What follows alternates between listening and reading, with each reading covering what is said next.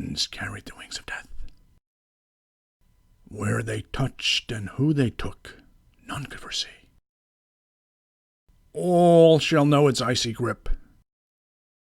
Death's greed is insatiable. None shall escape.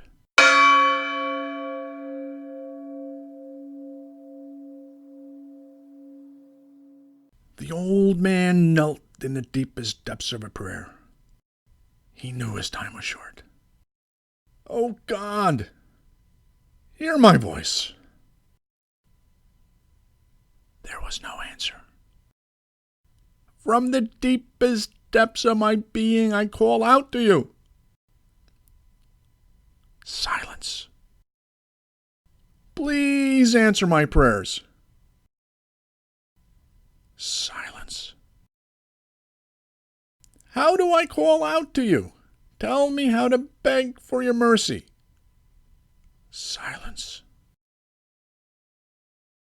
"Have mercy. Help me." Silence. Death's wings gently caressed the old man.